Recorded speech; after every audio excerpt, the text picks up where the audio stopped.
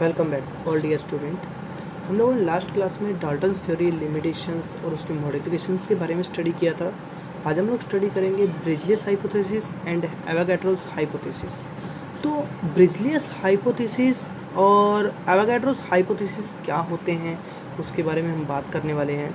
तो सबसे पहले मैं एक बात लेके चल रहा हूँ, जो भी कॉमन हम लोग रिएक्शन लिख रहे हैं, एक भी सिंपल सी जो भी हम रिएक्शन लिखते हैं, जैसे हम लोग एक एग्जाम्पल ले लें। यहाँ पर मैंने लिया यहाँ पर H2 प्लस में Cl2 और यहाँ पर क्या बना, ट्वाइस ऑफ HCl बन गया। ठीक है, अब आप एक चीज़ देखो यहाँ पर कि यहाँ पर हाइड्रोजन के कितने मॉल हैं, एक है ना, तो 1 वॉल्यूम, और क्लोरीन कितना है 1 वॉल्यूम, और बनेगा क्या हमारे पास 2 वॉल्यूम।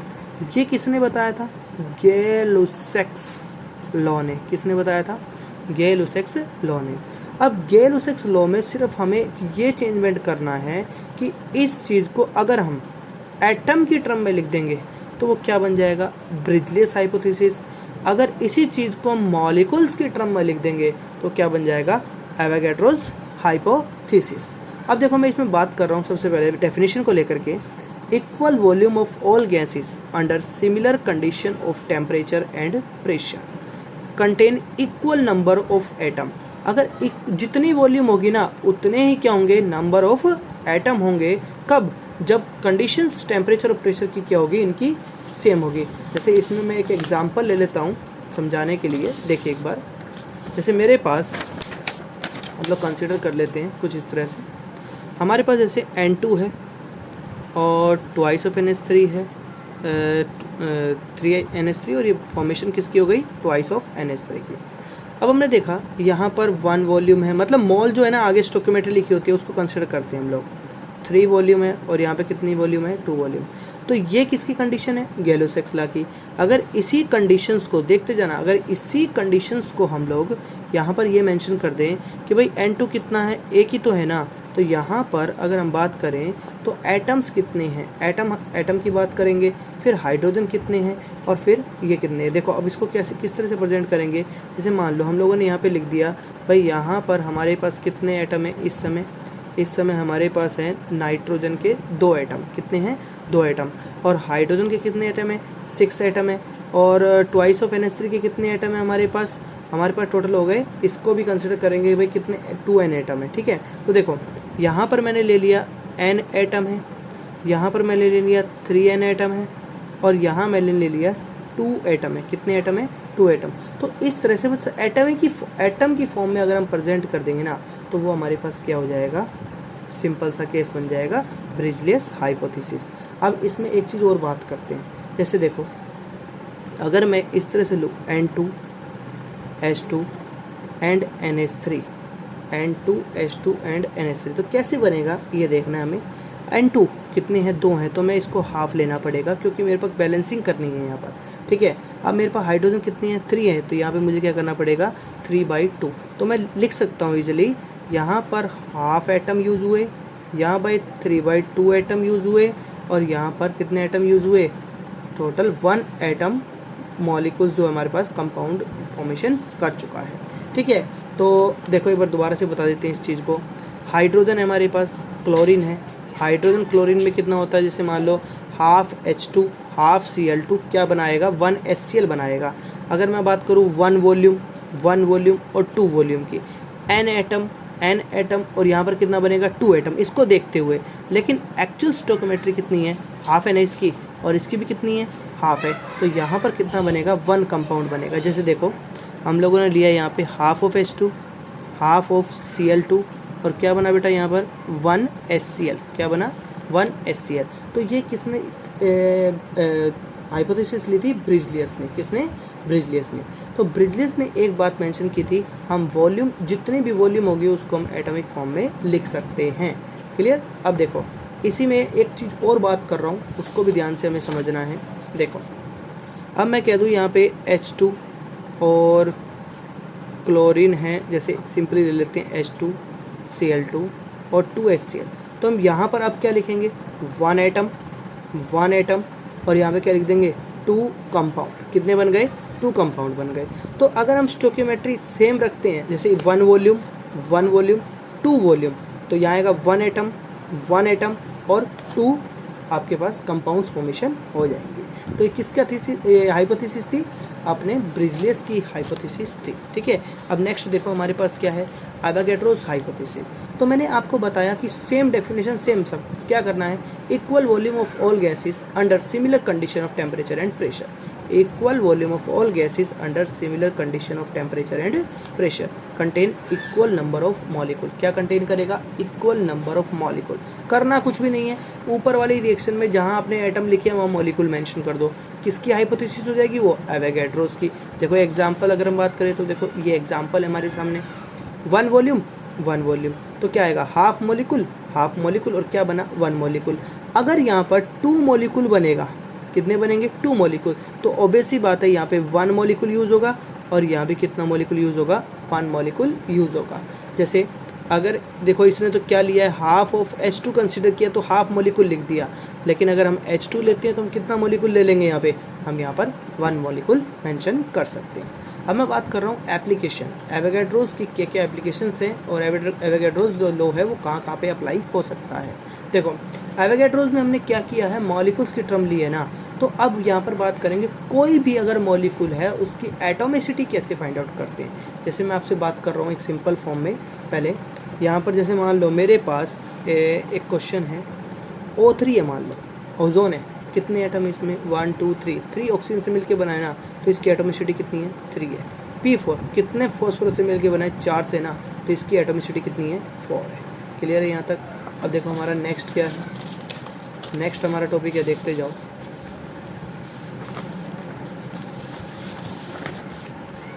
नेक्स्ट हमारे पास एप्लीकेशन है किसकी? एवोगैड्रोस की है। नेक्स्ट एप्लीकेशन है to finding the relationship between molecule mass and vapour density. अगर हम डायरेक्ट याद करना चाहें तो डायरेक्ट याद करना है और इसको समझना है तो एक बार ढंग से समझ लो, अदरवाइज़ आप बिल्कुल सिंपल बोल सकते हो। जो आपके पास मॉलिकुलर मास होता है वो ट्वाइस होता है किसकी? वेपर डेंसिटी का। तो वेपर डेंसिटी जो निकाली जाती है वो हाइड्रोजन की टर्म में निकाली जाती है। ये रिलेशनशिप आपको डायरेक्ट भी रिमाइंड होना चाहिए, क्योंकि वेपर डेंसिटी अगर हम पुट करते हैं तो हम उसका ट्वाइस करके क्या फाइंड आउट कर सकते हैं? मॉलिकुलर मास फाइंड आउट कर सकते हैं। तो देखो सबसे पहले मैं बात कर रहा हूँ वेपर डेंसिटी ऑफ गैस कैसे फाइंड आउट करेंगे। डेंसिटी ऑफ गैस ले लो, जो भी गैस लेते हो उसको किससे कंपेयर करना है? हाइड्रोजन के साथ कंपेयर करना है।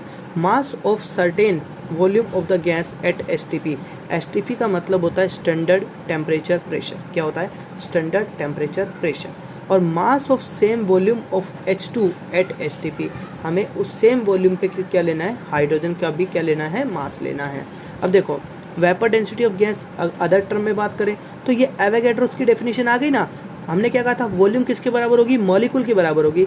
तो वॉल्यूम की टर्म को क्या लिख दिया? Mass of n molecule of gas upon में mass of n molecule of hydrogen. अब देखो next, mass of 1 molecule of the gas और mass of 1 molecule of H2। H2 में कितनी एटोमिसिटी है? 2 एटोमिसिटी है ना, तो यहाँ पर कितना मास कितना मेंशन कर देंगे? 2। और ऊपर क्या हो जाएगा हमारे पास? Molecular mass. क्या निकाल लेंगे हम? Vapour density. मतलब एवोगैड्रोस को हमने यूज़ किया और यूज़ करके जो वॉल्यूम वाला रिलेशनशिप था, देखो एक बार रिपीट कर रहा हूँ मैं, ढंग से एक बार दोबारा देखते हैं इसको। वेपर डेंसिटी ऑफ गैस है हमारे पास, डेंसिटी ऑफ गैस अपॉन में क्या आ गया? डेंसिटी ऑफ हाइड्रोजन आ गया। अब डेंसिटी क्या होता है बेटा? डेंसिटी होती है मास अपॉन में वॉल्यूम। लेकिन आप देखो डेंसिटी डायरेक्टली प्रोपोर्शनल किसके? मास के है ना, तो यहाँ पर आपके पास डेंसिटी को हम रिलेट कर देंगे किससे? मास से। किस पे?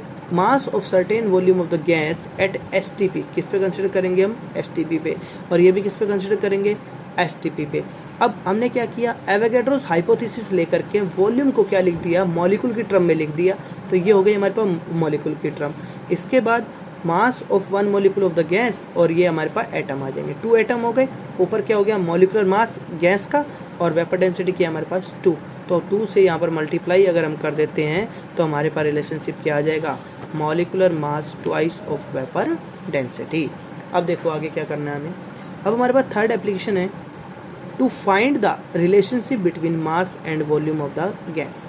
To find the relationship between mass of and volume of the gas. तो इसमें क्या करना है हमें? इसमें भी काफ़ी सिंपल है और आपको मैं स्टार्टिंग में बता देता हूँ कि यहाँ पर हमें ये प्रूफ करना है कि जो STP है ना, STP स्टैंडर्ड टेम्परेचर प्रेशर, इसमें जो बेटा मोलर मास होता है ना, मोलर मास जिसको हम 1 मोल भी बोलते हैं, क्या बोलते हैं, 1 मोल, तो वो किसके बराबर होता है वॉल्यूम की टर्म में, 22.4 लीटर।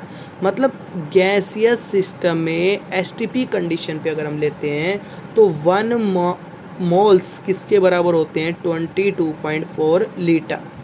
मतलब ये सारी चीज़ें अभी हम मोल्स में पढ़ेंगे। वैसे जैसे मैं आपको एक एग्जांपल और देता हूँ। जैसे मान लो हमारे पास ये H2O गैस है, क्या है ये H2O गैस, इसमें इसका मोलर मास है 18 ग्राम, हाइड्रोजन का 2, ऑक्सीजन का 16, 18 हो गया टोटल। अब 18 ग्राम किसके बराबर होगा, 22.4 लीटर के बराबर। कब, जब एसटीपी कंडीशन होगी, क्या होगी, एसटीपी कंडीशन। अब देखो इसके ऊपर कर लेते हैं। Molecular mass twice of vapour density, अभी हम प्रूव करके आए हैं। ये देखो ये वाला रिलेशनशिप अप्लाई कर दिया नीचे, ठीक है।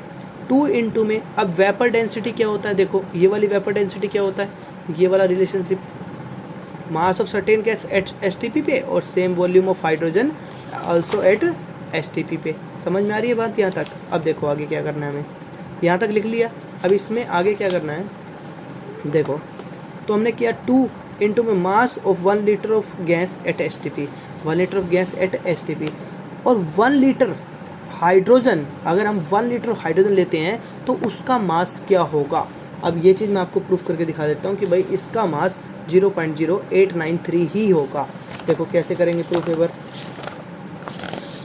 हमारे पास मान लेते हैं भाई 22.4 लीटर एट एसटीपी पे 1 मोल के इक्वल होता है, और हाइड्रोजन गैस की अगर मैं बात करूं तो 1 मोल में हमारे पास कितने ग्राम होते हैं, 2 ग्राम। समझ में आ रही है बात। यहाँ पे हमें किसका निकालना है, 1000 लीटर का, किसका, 1000 लीटर का।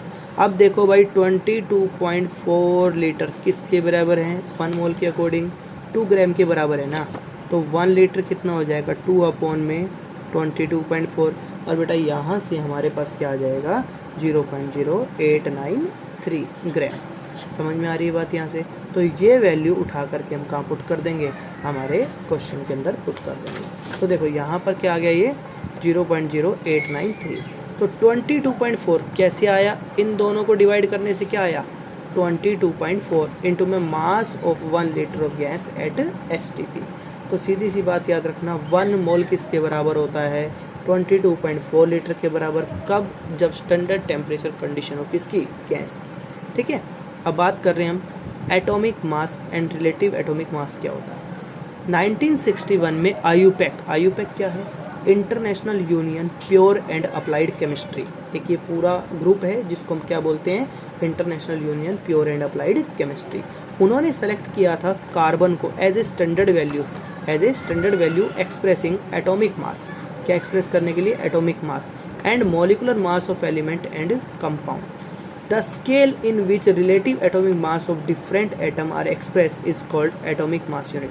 जिस स्केल में हम प्रेजेंट करते हैं उसको हम क्या बोलते हैं, एटॉमिक मास यूनिट। इन्होंने सबसे पहले आइसोटोप जो कार्बन के हैं उसमें से कार्बन 12 जो मोस्ट अबेंडेंट आइसोटोप है, बहुत ज़्यादा जो मिलता है, उसी को कंसिडर किया था कार्बन 12 की फॉर्म में। अब देखो डेफिनेशन है, एक देखिए डेफिनेशन क्या है, atomic mass of atom of other element is defined as average mass of an atom of element as compare to mass of an atom C12। मतलब C12 से ही कंपेयर करना है। जैसे मान लो इन्होंने कहा कि कार्बन को जैसे आपने 12 AMU लिया है, क्या लिया है, AMU एटॉमिक मास यूनिट, उसी तरह से आप अगर मान लो सोडियम की बात करते हो तो सोडियम का एटॉमिक मास कितना होता है, 23। तो 20 AMU आपको लेना है। समझ में आ रही है बात यहाँ तक। अब देखो आगे क्या करना है, the atomic mass unit AMU of an atom is equal to 1 upon में 12। जैसे मान लो मुझे 1 ग्राम कार्बन का निकालना है तो 1 अपॉन में क्या कर दूंगा मैं, 12, क्या कर दूंगा, 1 अपॉन में 12 of mass of an atom of C12 as taken. Clear है यहाँ तक। अब देखो हमारे पास जो नेक्स्ट कॉन्सेप्ट है वो क्या है, बहुत सिंपल सा है। नेक्स्ट तो ग्राम एटॉमिक मास। अरे भाई ग्राम एटॉमिक मास होता है किसी भी चीज़ को, जैसे मान लो 16 AMU दे रखा है, एटॉमिक मास यूनिट दे रखी है, इसको U से भी प्रेजेंट कर देते हैं हम लोग, ठीक है। अगर मान लो ये दे रखा है तो इसको 16 ग्राम अगर मैंने लिख दिया तो ये क्या हो जाएगा, ग्राम एटॉमिक मास। जैसे मान लो ऑक्सीजन का 32 AMU होता है, एटॉमिक मास यूनिट होता है, अगर मैं इसको 32 ग्राम लिख दूँ तो क्या हो जाएगा, ग्राम एटॉमिक मास हो जाएगा। मॉलिकुलर मास क्या होता है, अगर कोई भी मॉलिक्यूल है और उसका मास हमें फाइंड आउट करना है तो वो क्या कहलाएगा, मॉलिकुलर मास।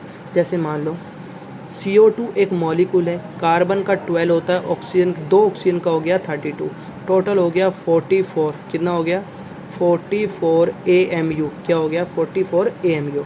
तो 44 जो AMU है वो क्या है, मॉलिकुलर मास।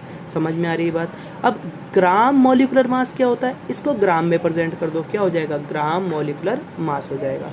नेक्स्ट अगर हम बात करें फॉर्मूला मास की, तो फॉर्मूला मास में क्या होगा, NaCl है जैसे हमारे पास, तो 23 प्लस में 35.5 गिव द फॉर्मेशन ऑफ 58.5, ये फॉर्मूला मास हो गया। लेकिन ग्राम फॉर्मूला मास क्या होगा, उसको हम क्या कर देंगे, ग्राम में प्रेजेंट कर देंगे। Thanks for the class. और नेक्स्ट लेक्चर हम लोग स्टार्ट करेंगे, मेजर टॉपिक है इस यूनिट्स के, इनका नाम है mole concept, formula mass find out करना, मॉलिकुलर मास फाइंड आउट करना और स्टोइकियोमेट्रिक कॉन्सेप्ट्स के बारे में। Thank you all of you.